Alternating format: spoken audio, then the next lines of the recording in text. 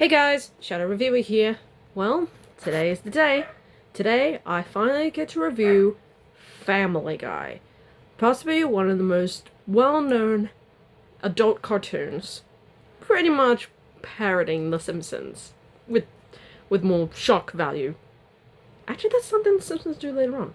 Anyway, so for the format of Family Guy, I'm gonna do 3 episodes a day, but tacked in a single video. So what I'm gonna do is do my small intros per usual, get into reviewing the episode, and once I've done that, I'll cut straight to the next one until, well, the end of the actual video.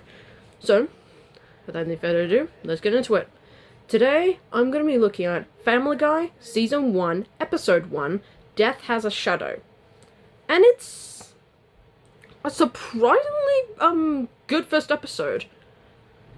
I like Peter's character here as he lives with the realism that alcohol cost him his job, and even though he does this illegally, his heart is in the right place. His heart in being in the right place, providing for his family, and I like the development of him being one of the few rare times that he's a good father.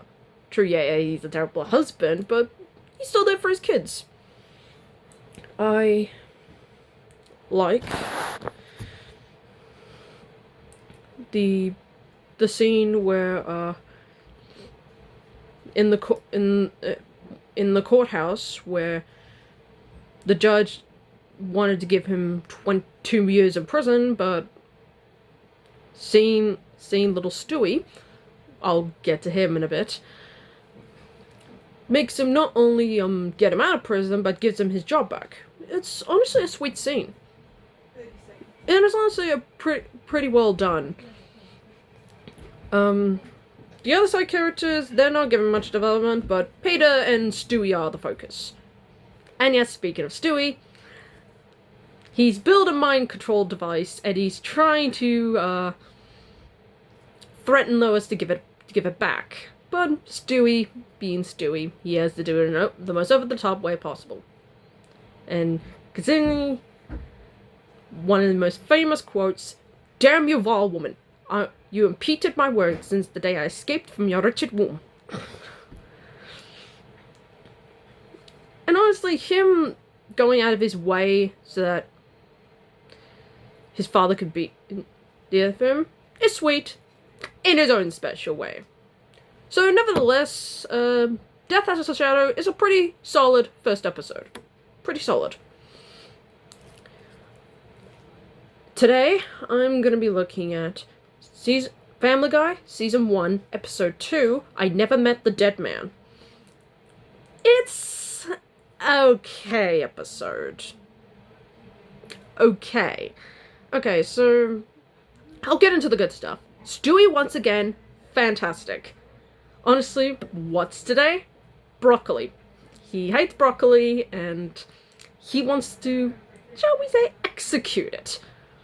Honestly, him wanting to execute something that'll never fight back is just damn hilarious to me. I mean, it is healthy for him, but it's Stewie. What do you expect? And he even builds a device that changes the weather, and it's surprisingly funny. I mean, it's surprisingly funny. But then we get to the main plot, and I hate it. Peter, I get where he's trying to do with Meg, but the way he does it not only gets her license to drive, but when they accidentally smash into a TV satellite that knocks out all of the TVs, instead of being mature and admitting what he did, he blames it on Meg. Real father of the year, Peter. Real father of the year. And now, Meg is isolated from everybody. And honestly, and he goes out of control. He pretty much lives in his own reality, even creates a device that he straps to himself to think that it is TV. Honestly, him, Peter, doing this is just silly. And despite all of that, I like the message that Lois gives to the townsfolk that TV has controlled them, and it doesn't always have to be a part of their life. I kind of like that message. But TV also gives us imagination, so TV's not all bad. It gives kids to live in imagination, and it gives us YouTubers something to criticize or love. So overall, it's not 100% terrible, but Peter could be, a little more mature. A little more. Today, I'll be looking at Family Guy, Season 1, Episode 3, Chitty Chitty Death Bang. Yet another okay episode that is slightly better than Episode 2. So, Stewie, for the third time in the role, steals the show.